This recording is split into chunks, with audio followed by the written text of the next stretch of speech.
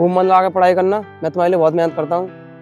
मैं जानती हूँ कि आप मेरे लिए बहुत मेहनत कर रहे हैं। मैं आपको कभी निराश होने का मौका नहीं दूंगी। ठीक है तो मैं चलता हूँ। सुनो, आप अपना अच्छे से ध्यान रखना, क्योंकि हम दोनों के सिवा हमारा इस दुनिया में कोई नहीं है। तुम मेरी चिंता मत करो, तुम अपनी पढ़ाई पर ध्यान दो खाली बस। और हाँ, आप घर जाकर आराम करना, क्योंकि आप पूरी रात सोए नहीं हो।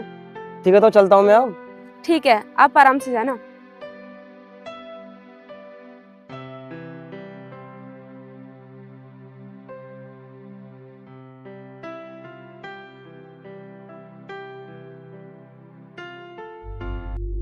मुझे नींद भी आ रही है और मुझे घर भी पहुंचना है। ऐसा करता धीरे धीरे चलता हूँ।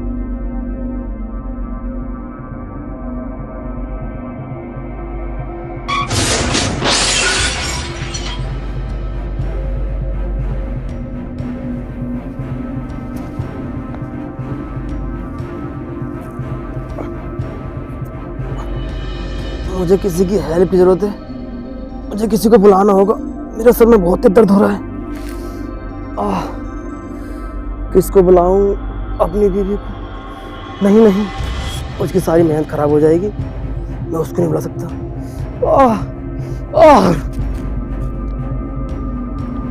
अरे पुष्कर भाई, ये क्या हुआ? देखिए ना, एक्सीडेंट हुआ। देखा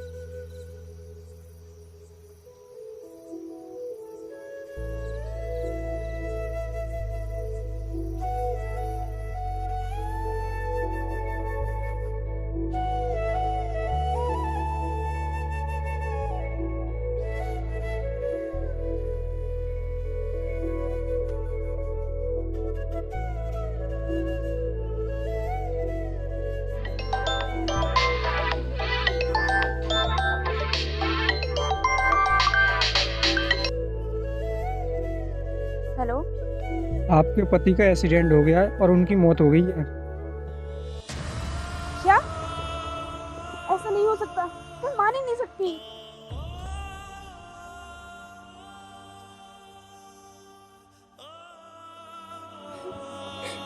क्यों किया तुमने मेरे साथ ऐसा? क्यों दिया मुझे बीच में धोखा?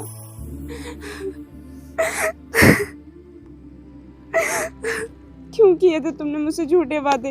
तुम तो कहते थे कि तुम मेरा जिंदगी भर साथ निभाओगे, और तुम मुझे इस तरह बीच रास्ते में छोड़कर चले गए।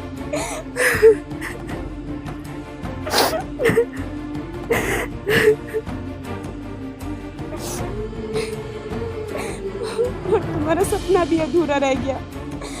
तुम कितनी चाहते थे कि मैं तुम्हारे सामने कलेक्टर बन के आऊं, और वो सपना भी पूरा नहीं हो पाया।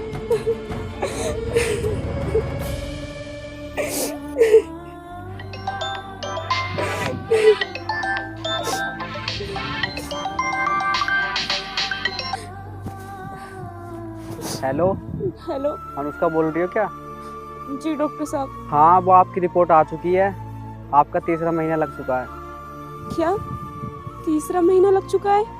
अगर तुम चाहो तो इस बच्चे को पाल भी सकती हो और गिरा भी सकती हो। बताओ क्या करना है? नहीं नहीं, मैं इस बच्चे को जरूर जन्म दूंगी। चलो, जैसी तुम्हारी मर्जी।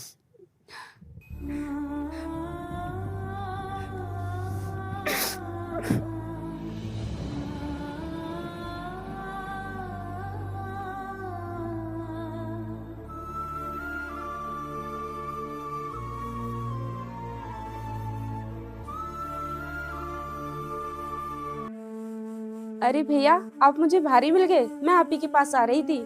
भैया कैसे हैं आप? तेरी हिम्मत कैसे हुई इस दहलीज पर कदम रखने की? क्या भैया, ये आप क्या कह रहे हैं? क्या ये घर मेरा नहीं है? मैं इस घर में आ नहीं सकती क्या?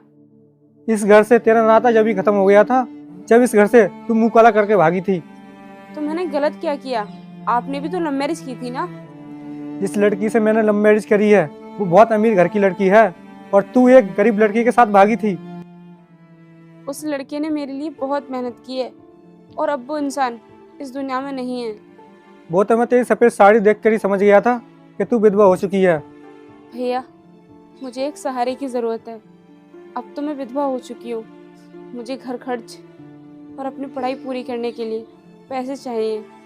अगर आप मेरी मदद कर देते तो अच्छा होता। तुझे क्या लगता है मैं तुझे पैसे दूंगा?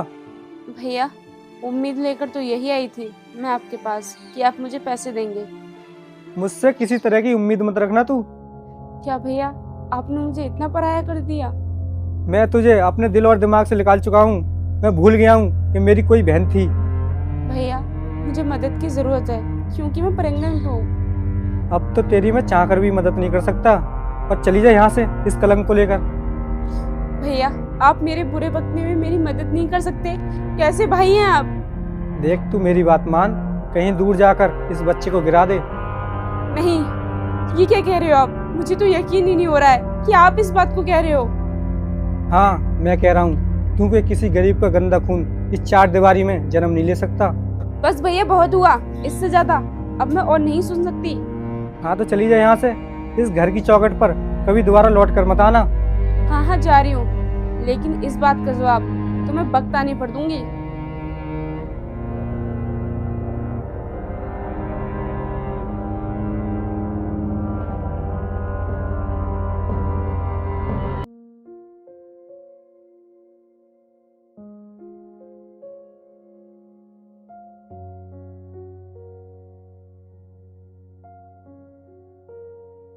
हेलो।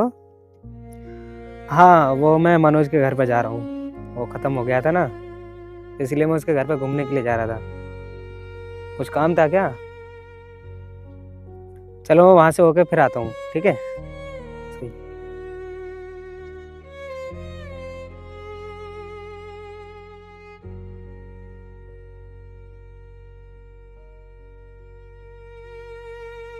नमस्ते बाबू जी।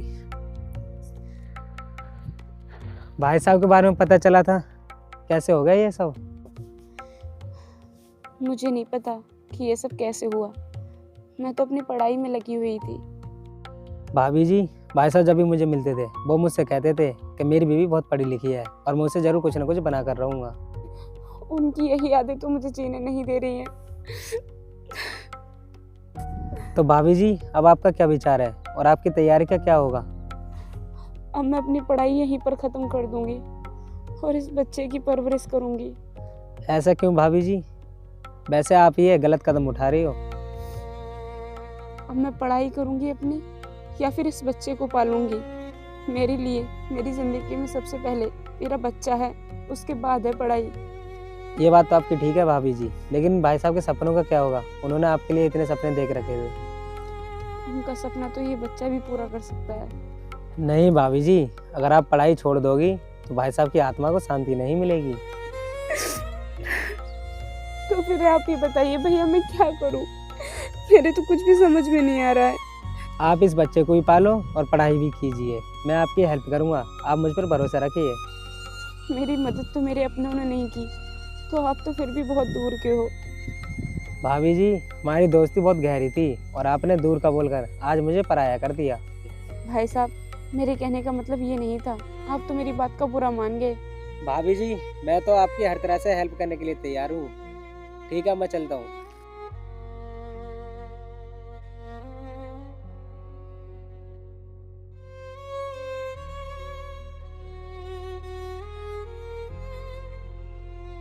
हे भगवान, दुनिया में आज भी ऐसे लोग हैं जो दूसरों की मदद करने के लिए सोचते हैं।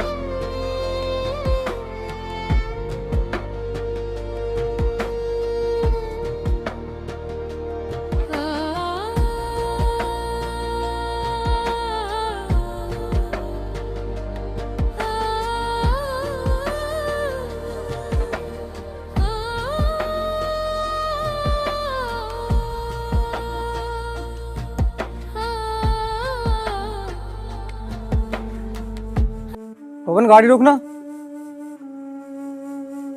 बस यही काम रह गया तेरा, भीख मांगना और रह गया है, वो भी कर लेने 1-2 दिन में।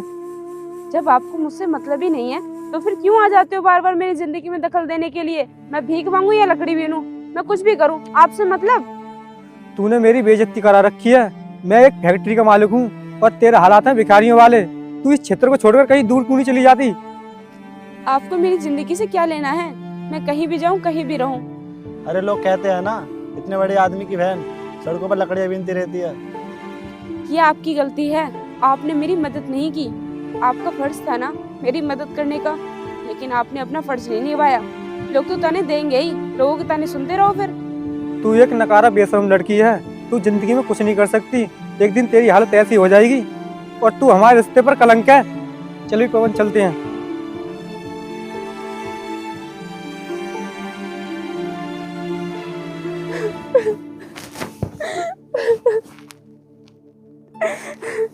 हे भगवान, तूने मुझसे मेरा पति क्यों छीन लिया? अब तो मेरा खुद का भाई भी मुझे नकारा बेशरम बोलने लगा। मुझसे ये ताने नहीं सुने जा रहे।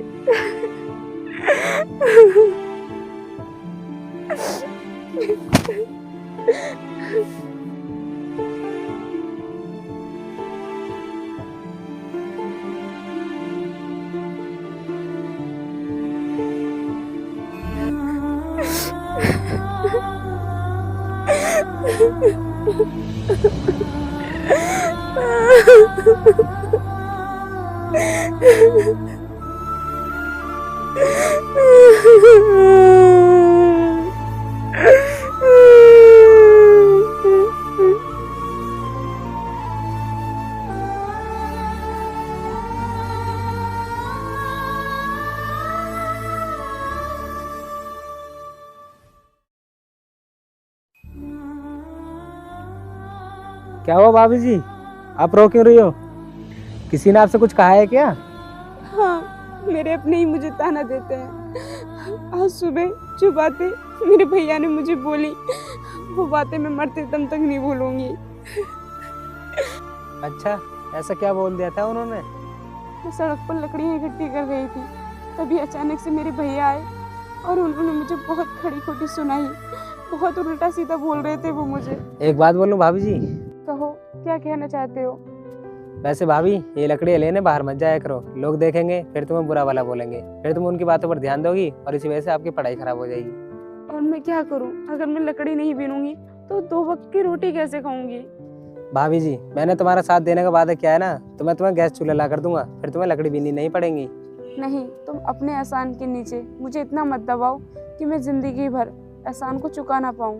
भाभी जी, इसमें एहसान वाली कौन सी बात है? आपके पति का भी मुझ पर एहसान था और इस चीज से आपका टाइम बर्बाद होने से बचेगा और बचे हुए टाइम में आप पढ़ाई कर लेना। आप बिल्कुल ठीक कह रहे हो, आपकी बात मेरे समझ में आ गई। ठीक है तो भाभी जी, अब मैं चलता हूँ फिर।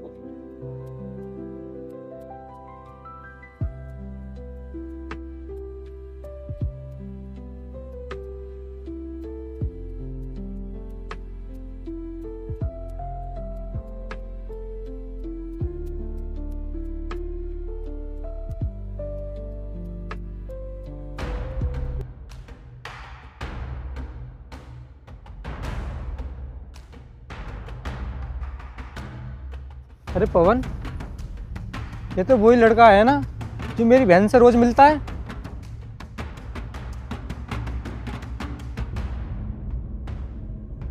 ए, क्यों बे? तू ये बता, तू उस विधवा औरत से रोज क्यों मिलता है? कौन लगती है वो तेरी? भाभी है वो मेरी, और आपको क्या मतलब इससे? बहन है वो मेरी, क्यों जाता है उससे मिलने, ये बता। अगर वो आपकी बहन है तो एक बार उनसे जाकर पूछो ना, मेरा उनसे कैसा रिश्ता है। मैं तेरे जैसे को अच्छी तरीके से जानता हूँ, मेरी रोज नजर रहती है उस पर, वहाँ पर तेरे अलावा कोई नहीं जाता। आप बेवजह मुझ पर शक कर रहे हो, मेरे मन में उनके लिए कोई पाप नहीं है, मैं सिर्फ उनकी मदद करने जाता हूँ। कुछ भी हो, लेकिन अब तू वहाँ पर नहीं जाएगा। मैं उनको भूखे मरते हुए नहीं देख सकता, उनके पति के बहुत एहसान है मुझ पर। तो तू ऐसे नहीं मानेगा, मैं भी देखता हूँ तू कैसे जाता है वहाँ पर। कैसे भाई हो तुम? तुम्हें इस मुसीबत में उसकी मदद करनी चाहिए, ऊपर से तुम मुझे उसकी मदद करने से भी रोक रहे हो। देख, तू हमारे मामले में ज़्यादा अंदर तक ना जाए तो ही अच्छा है, समझा तू?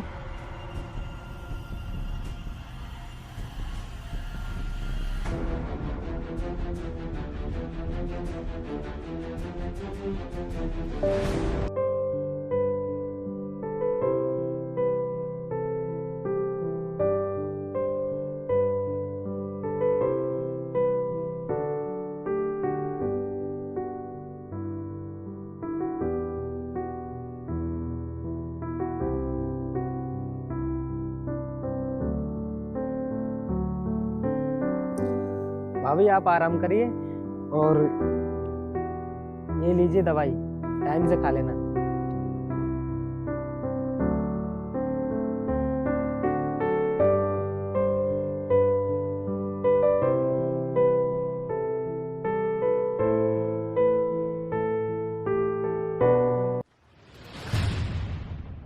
मैंने तुझसे मना किया था कि उसके आसपास भी मत भटक जाना, लेकिन तूने मेरी बात नहीं मानी। मैं तो सिर्फ उन्हें दवाई दिलाने गया था, जैसा मतलब तुम समझ रहे हो वैसा मतलब नहीं है। तो तू ऐसे नहीं मानेगा, तू मरकर ही मानेगा अब।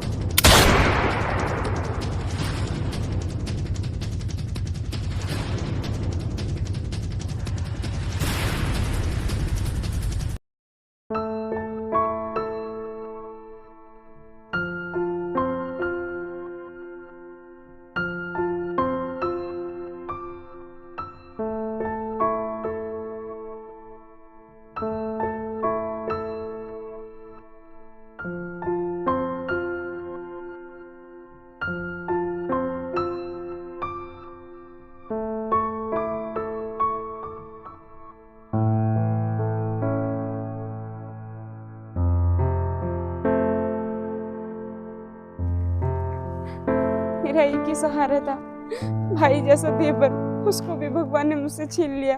अरे क्या बिगाड़ा था उसने किसी का।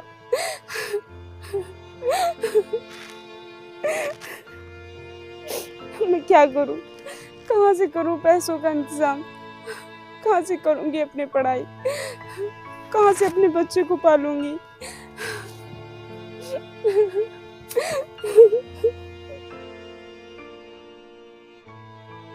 नमस्कार बहन जी, मैं LIC कंपनी से हूँ। मुझे कोई बीमा नहीं कराना, मैं खुद परेशान हूँ। मैं बीमा करने नहीं आया हूँ, मैं ये बताने आया हूँ तुम्हारे पति का बहुत समय से बीमा चल रहा था। क्या उनका बीमा भी चल रहा था? लेकिन मुझे तो इसके बारे में पता ही नहीं था। बहन जी उन्होंने लाइफ इंश्योरेंस कराया था, कोई दुर्घटना होने पर पैसे मिलते हैं। जी मैं समझ गई। जैसे कि अब वो इस दुनिया में नहीं रहे तो अब तुम्हें 40 से या 50 लाख रुपए मिलेंगे। क्या 40-50 लाख रुपए मिलेंगे? फिर तो मैं उनका सपना जरूर पूरा कर पाऊंगी। ये तो भगवान ने मेरी बहुत अच्छी मदद की है। आप अपने कागज और उनका मृत्यु प्रमाण पत्र लेकर कल ऑफिस आ जाना, ठीक है? तो फिर मैं चलता हूँ। ठीक है, मैं आ जाऊंगी।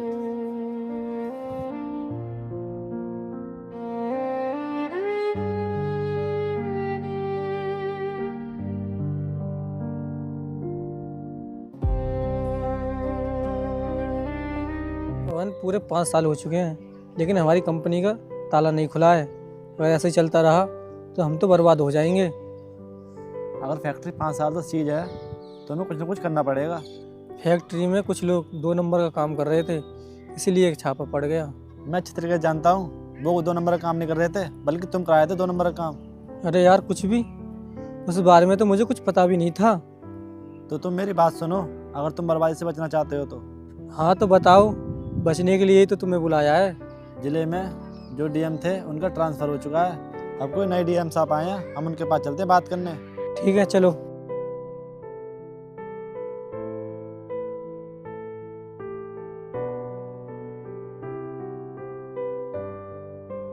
क्या हुआ, वापस क्यों आ गए?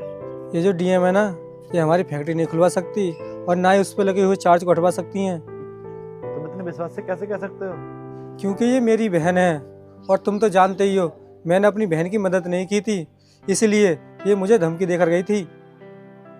वो बात तो पुरानी हो चुकी है, ये तुम्हारी बहन है, तुम्हें जरूर माफ़ कर देंगी। नहीं यार, हम इसके पास क्या मुँह लेकर जाएंगे, हमने इसे परेशान भी तो बहुत किया है। देखो, ये बड़े बड़े लोग छोटी छोटी बातों को भूल जाते हैं, तुम सीधे आकर उनसे माफ़ी मांग लेना, तुम बड़े भाई हो, तुम्हें जरूर माफ़ कर देंगी। मैडम जरा रुकिए 2 मिनट, मुझे तुमसे कुछ बात करनी है। जी बताइए, आज इन अमीर लोगों को एक नकारा बेशरम विधवा से क्या काम आ पड़ा? मैडम जी, पुरानी बातों को भूल जाइए, ये पहले से बहुत शर्मिंदा हैं, ये आपके सामने आने की हिम्मत नहीं जुटा पा रहे थे। काम बोलो, मेरे पास इतना फालतू टाइम नहीं है जो मैं तुम लोगों की बकवास सुनूं। मेरा एक एक मिनट मेरे लिए बहुत इम्पोर्टेंट है। मैडम, हमारी फैक्ट्री किसी कारण बंद हो चुकी है, उसे खोलने की परमिशन दे दो। इस जिले में आने से पहले मैंने यहाँ की सारी जानकारी ले ली कि यहाँ पर क्या क्या अवैध काम हो रहे हैं। आपका ये मामला मेरे संज्ञान में है। मैडम जी, आपके संज्ञान में है तो थोड़ी सी कृपा कर दीजिए और वो फैक्ट्री खोलने का आदेश दे दीजिए। और हाँ बहन, मैं पहले से ही बहुत शर्मिंदा हूँ, मुझे अपने पापों का प्रायश्चित करने का मौका दे दो। तुम्हारा प्रायश्चित तो जेल में चलकर होगा, क्योंकि तुम्हारी कंपनी में अवैध काम ही नहीं, तुम्हारी कंपनी ही अवैध जगह पर बनी हुई है। उस कंपनी में तो मैं बुलडोजर चलवाऊंगी। ये क्या कह रही हो तुम? तुम्हारे अंदर थोड़ी बहुत रिश्ते नातों की कदर है या नहीं? क्यों, भूल गए क्या? आज से कुछ साल पहले तुमने इन रिश्तों का बड़ा लिहाज रखा था। तो फिर मैं क्या करता? तुमने काम ही ऐसा किया था। हाँ तो मैं भी क्या करूँ, आपने कारनामे ऐसे किए हैं। सॉरी, मैं आपको बचाकर कानून को अपने हाथ में नहीं ले सकती। देख लूंगा तुझको भी और तेरे कानून को भी। भाई तू ये क्या कर रहा है? पागल हो गया है क्या? सुन, मुझे गोली चलाने के लिए मैडम की परमिशन की ज़रूरत नहीं पड़ेगी, क्योंकि मैं इनकी रक्षा के लिए हूँ। जहाँ मुझे इनकी जान को खतरा दिखेगा वहीं पे गोली चला दूंगा। एक जिलाधिकारी के सामने तूने बंदूक दिखाकर अच्छा नहीं किया। मैडम जी, मैं इनकी तरफ से माफ़ी मांगता हूँ, इन्हें माफ़ कर दीजिए। मैं लास्ट बार तुम दोनों को छोड़ रही हूँ, इससे ज्यादा मुझसे और कोई उम्मीद मत रखना। मैडम जी अब चलो, छोटे साहब के आने का टाइम हो गया।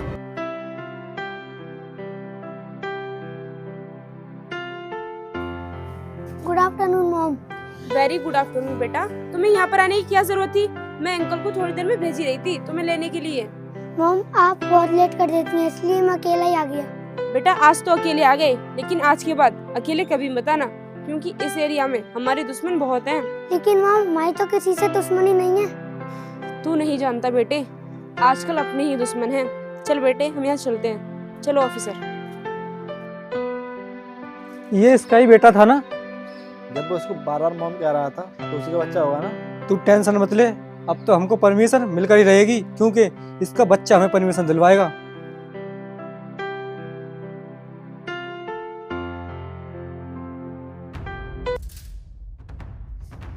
मैडम, छोटे साहब को लेने गया था स्कूल, लेकिन वो कहीं नहीं मिले।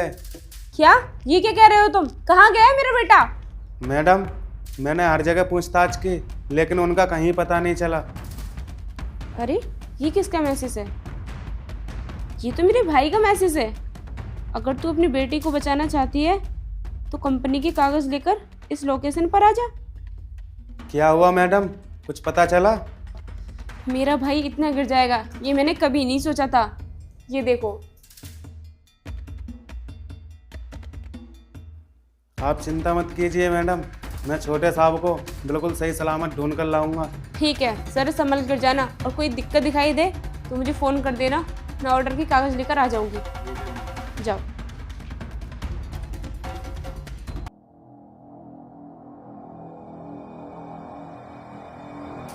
लोकेशन तो यही दिखाई थी, पर ये लोग कहीं दिखाई नहीं दे रहे। मैं ऐसा करता हूँ, इस पेड़ पे चढ़ के देखता हूँ।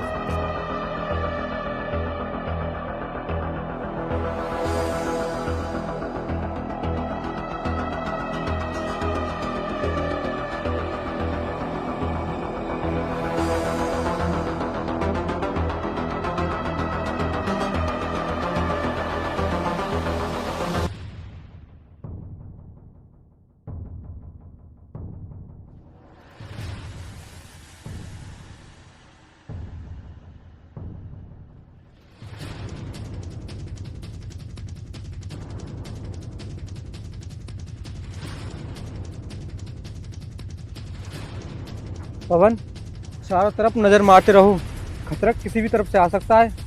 तुम गलत कह रहे हो, खतरा कभी कभी ऊपर से भी आ जाता है।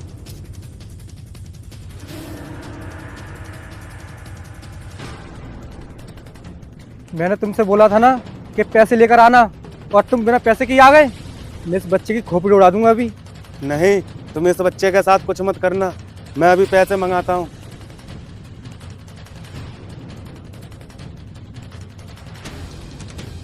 और हाँ, कॉल करके पैसे ही मंगाना। अगर ज़्यादा चालाकी की ना तो इस बच्चे की खोपड़ी उड़ा दूंगा मैं। पवन भाग, अगर जिंदा रहे तो कंपनी और भी खोल लेंगे।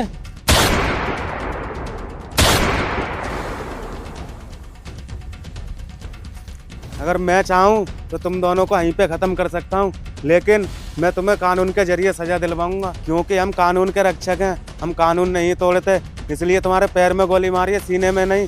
चलो आओ बेटा, चलते हैं।